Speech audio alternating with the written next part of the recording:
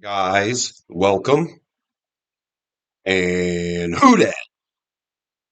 I'm Joe. Thanks for tuning in to Rosenfield 10, where I cover our beloved Bless You Boys in black and gold, the New Orleans Saints. If you're a Who Dat fan, subscribe to my channel right now. You love talking about the Saints. You get to see one of my videos. You hear what I'm thinking. Leave what you're thinking in the comments. I respond to my comments. And today we're going to quickly go through some of my favorite prospects still on the board for day two of the 2026 NFL Draft for our beloved New Orleans Saints. I just saw Ross's video. He had the same idea as me, giving you a bunch of players that are still on the board and who we could address.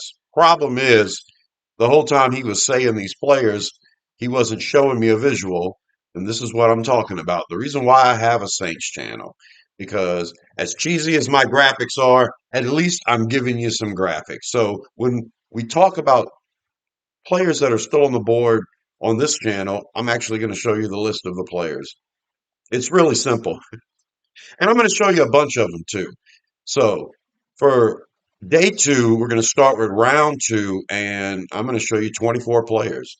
These players are still on the board, and there's a chance, you know, if we stick and pick, we're going to get one player, and there's a chance the guy we get is on this list.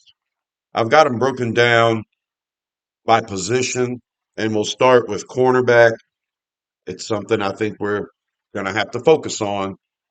There's a couple of really good ones still on the board. Jermod McCoy is in my top 12 on my final list. He's number 12. But because of the cartilage issue, no one's going to want to take that risk. Not in the first round, but in the second round, kind of reminds me of the cornerback a couple of years ago. I think Tampa Bay ended up taking or something. But I just have to mention McCoy. The talent level is exceptional. He's a first round talent. So if he can find some way to play football with this cartilage situation, then you're going to get, you know, this might be like the offensive tackle we had, Ryan Ramczyk. It might be kind of like this situation. Well, he's going to have a short career, 7, 8 years maybe, and that's it. But you're going to get a great player. So McCoy becomes an option in the second round. I just had to mention that, along with his teammate Colton Hood, the cornerback out of Tennessee, and also still on the board is Avion Terrell, the cornerback out of Clemson. At one point, all of these guys had first round grades, and outside cornerback is still an option for this team to address. So either of those guys still there at 42, there's a chance we grab them based on just the value. Nickelback is kind of where I want our team to focus when it comes to cornerback, more importantly than outside cornerback. And the three guys I have at cornerback for that position would be Keontae Scott out of Miami, Traden Stukes out of Arkansas, Arizona, and D'Angelo Pons out of Indiana.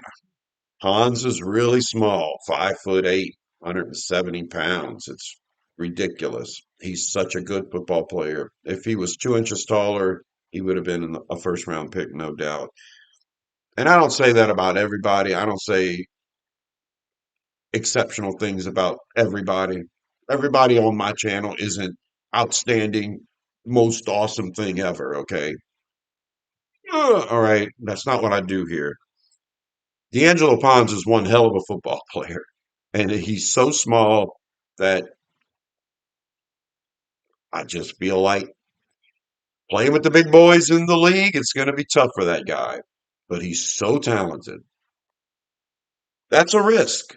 And we took a risk getting oft injured wide receiver Jordan Tyson in round one. So the outliers for the Saints don't particularly include injury history. They'll ignore injury history. That's not the outlier they focus on. The outlier they focus on mostly is size. So an outlier, they'll avoid an outlier like Ruben Bain because of his arm length. They may also avoid D'Angelo Pons because he would be like the smallest player in the league. But I still have him here because he's a stud player. My favorite player to get out of this entire list would be Keontae Scott because I think he's built to play the star role in this defense. There's a few safeties I'm going to mention along with these cornerbacks. Emmanuel McNeil Warren out of Toledo. He's a pretty big, pretty complete safety, and I think he's going to be one of the first players taken when round two starts tonight. Safety AJ Hulsey out of LSU still there.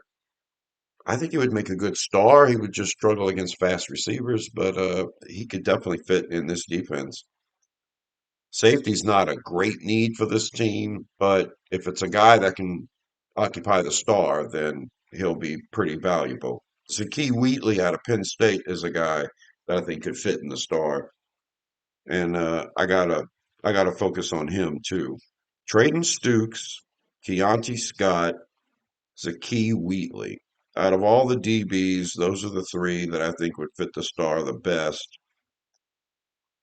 And then you have that, best player available situation with McNeil Warren and McCoy and Hood and Carell. So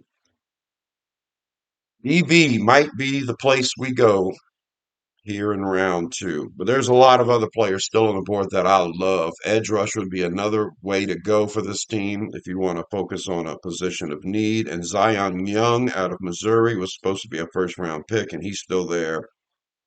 Probably be taken pretty early in round two. So the Saints pick at 42. So there's going to be eight players. Yeah. 33, 34, 35, 36, 37, 38, 39, 40, 41. Nine players taken. Duh. I'm good at math. No. So that's a lot of players I have listed here. Nine of them are going to be gone at the most, and you get to pick one. Man, Zion Young's probably going to be one of those guys. Good against the run, real good at rushing the passer. He'd be my favorite edge rusher out of this list here. TJ Parker is still on the board out of Clemson. That would be a solid, valuable, you know, a steal with pick 42. Cassius Howell has those short arms, the measurables again, probably works against him. Cassius Howell's a productive player in college, so I wouldn't mind if we did take him. R. Mason Thomas out of Oklahoma. He's a guy I never really focused on that much for the Saints, but he could fit, and a lot of people like him. So those are the four primary edge rushers still on the board. Nine players get taken before we drafted 42. Figured that out. So those four edge rushers, man, edge rusher is such a need for the team. Those four would be good second round picks. Man, and I've already mentioned three guys in that DB room that I really like that we could focus on. So we got to watch nine of these players go. Defensive line is always important for me, and there's three interior defensive tackles still there that I love. Caden McDonald is probably my number 16 rated player in this draft. So I don't expect him to stay there for very long on the board. He's going to get drafted before we pick at 42. He's so good against the run. It would be such a nice piece for this Brandon Staley defense, too.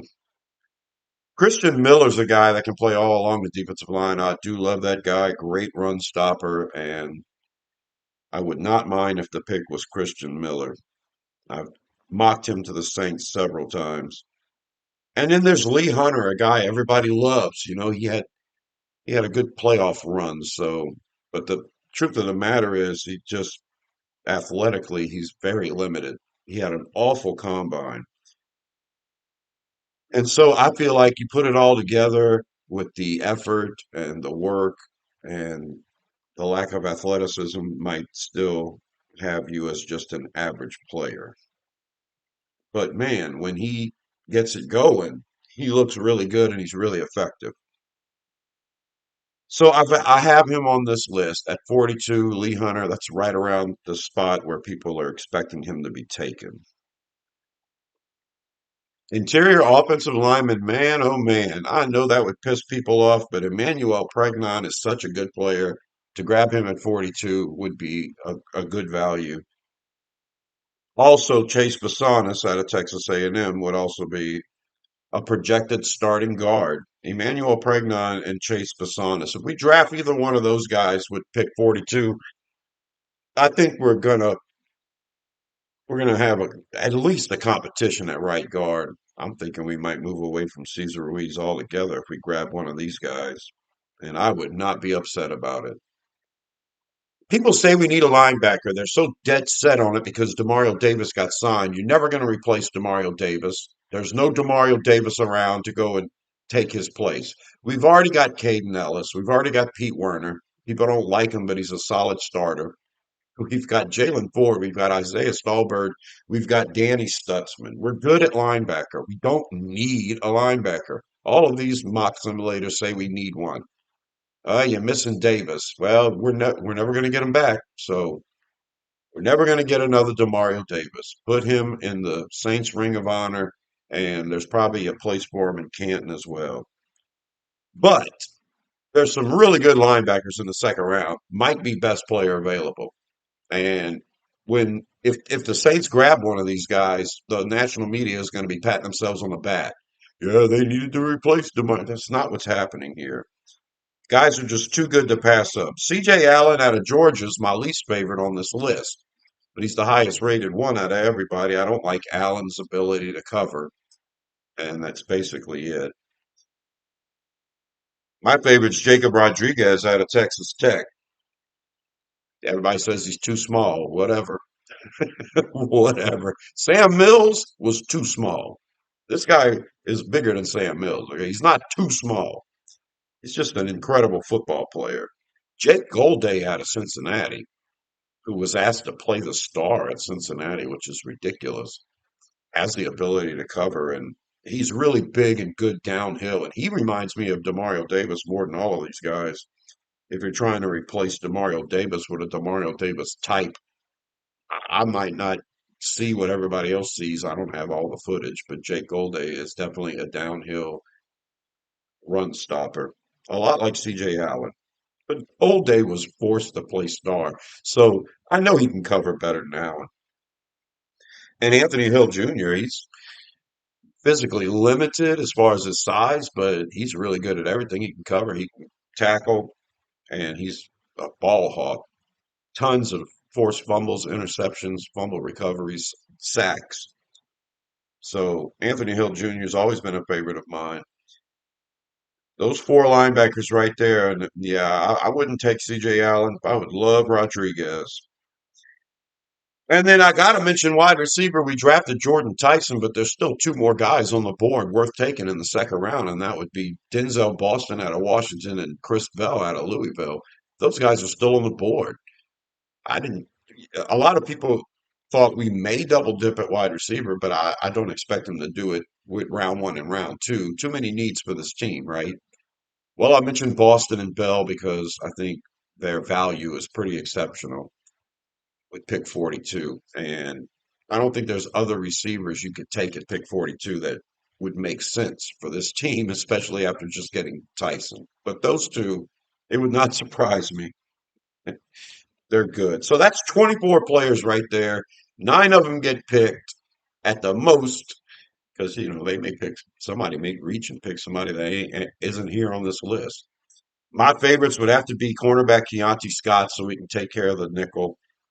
Edge rusher Zion Young so we can have that Cam Jordan replacement. Defensive tackle Caden McDonald, who would be on the defensive line, a staple. Emmanuel Pregnon, sorry, but the guard out of Oregon, he's one of my favorite picks today. And yeah, then we can trade Cesar Ruiz. Maybe we can trade him and pick up an extra draft pick this year. We just trade him today, right after we draft Pregnon. We need a backup center, so Ruiz might be that for us. And then Jacob Rodriguez would be another one that is one of my favorites on this list. So yeah, not sure who's going to be there when we draft, but I would be okay with getting any of these 24 players in round two, pick 42. So let's turn the page and go to round three, and I'm going to show you 24 more players. So everybody on that list that I just showed you, of course, if any of them are still available in the third round, would be great. Here's 24 more players, and we're going to go through these guys. These would be third round options for the Saints today, and I'm going to start at DB again. Cornerback Keith Abney out of Arizona State, cornerback Malik Muhammad out of Texas. That would be the two cornerbacks left on the board in round three if they make it that far, that I think would be worth taking in round three. I'm kind of cold on the outside cornerback after this. Charles Demings out of Stephen F. Austin would be my next pick here. I predicted he would go in day two. If the Saints draft him with pick 42, that's going to blow everybody's mind. He's not on this day three. He's not on this day two, round three list here, but I'm mentioning him. But if you want to take care of the star slash nickel, then you've got safety Jalen Kilgore out of South Carolina that I think can do that well, and safety Bud Clark out of TCU who could do that pretty well. So that would be my primary focus in round three. If we haven't addressed nickel yet, then go ahead and get Kilgore or Clark. Edge rusher is another one. I think we need to focus on it. And there's five of them here in the third round that would be worth the third round pick if they're still here. Joshua Josephs out of Tennessee, Derek Moore out of Michigan, Kieran Crawford out of Auburn, Denai Dennis Sutton out of Penn State, and Romello Height out of Texas Tech. Either of those guys, yeah, you're probably talking about a situational guy. Though Moore is pretty good against the run. Dennis Sutton is pretty good against the run, and Sutton's played at a much heavier weight than he's at now. Sutton has played with his hand in the dirt from time to time. Romello Height is strictly a pass rusher. Joshua Josephs is small, like Romello Height, but he's fundamentally sound against the run. So Josephs would be probably a better overall player than Height out of the gate. Height might be the best pass rusher out of all these guys. Kieran Crawford's pretty solid. So those are your edge rushing options in round three that I'd be willing to take. You could also look at linebacker Jayshon Barham out of Michigan. He is a linebacker, but also rushes the passer from the edge. So he would also be a pass rush specialist, an edge type to consider in round three. And then that big list of centers and tight ends, and it's because I think the third round is where center and tight end start to become a factor. And if any of them are there at the bottom of the fourth round, it's like you have to take it at that point. But that's day three. I'm talking about round three, and that's when you really have to start considering whether you want to take the best player at either of those positions. We need a backup center. And I love the center class this year. Sam Hecht out of Kansas State, Connor Lew out of Auburn, Jake Slaughter out of Florida. All three of those guys would be a solid pick in round three, pick 73. I know there's a lot of other needs that people want to meet, but I think the value here, sometimes you have to meet the draft. So really good players there. And at tight end, I think you're going to start seeing the majority of tight ends start to peel off in the third round. Max Clare is such a good route runner, and he's a solid all around guy. He lacks the ideal size, but Clare could develop into a nice player. Sam Roush has that crazy size and athleticism. I love Sam Roush, and I said he was going to be a round two pick. So if he's there at 73, I would love it. And I think if you don't get Justin Joly out of North Carolina State in the third round, he's probably not going to be there at the bottom of the fourth round. He's another complete tight end with a lot of upside. Those are the main targets for round three that I've got that I'm looking at. And then, of course, I've got 8 players here at wide receiver. It's just one of those things. These wide receivers are so good. And like I thought, a bunch of them were pushed into round two and are going to be pushed into round three. So if a guy like Zachariah Branch is still there, or Jeremy Bernard, or Chris Braswell, you're talking about second round projections. And if they're still there with pick 73, then the team might say best player available and grab them, even though you're double dipping at wide receiver. A lot of people expect us to do it anyway. And then you've got your round three standouts, in my opinion, that might still be there. Elijah Surratt out of Indiana, Malachi Fields out of Notre Dame, Ted Hurst out of Georgia State, Bryce Lance out of North Dakota State, and Jacoby Lane out of USC. It's possible Lane could make it to the bottom of the fourth round. It's not a need now that we've drafted Tyson, but these are some players that in round three might be too good to pass up. And you know what? I wouldn't mind double dipping at wide receiver, even if it was early. When I look at this round three list, yeah, I kind of hope we get Keontae Scott in round two and address nickel, and then in round three, I don't even have any defensive tackles mentioned here. Big nose tackles like Dante Corleone or Tim Keenan or something like that, might be an option. But God, when I look at this round three, I'm kind of leaning towards the tight end or the center. And in that case, a lot of you fans probably wouldn't mind double dipping at wide receiver. So there you go. That's 24 players for round three. I've shown you 48 players that we can take with our 2 picks today. Let's see if one of my favorites is still there and if the Saints actually make the pick. And when I'm watching the draft tonight, it's my list of players that I'm going to be marking off of because I'm hoping our 2 picks, and I'm hoping we make at least 2 picks. I'm hoping those 2 picks are somebody I've mentioned here today. Let me know in the comments who you want. We've only got a couple hours to go until this is irrelevant, but subscribe to my channel and I'll be breaking down our selections after we make them. I'm Joe. Subscribe to Rosenfield 10.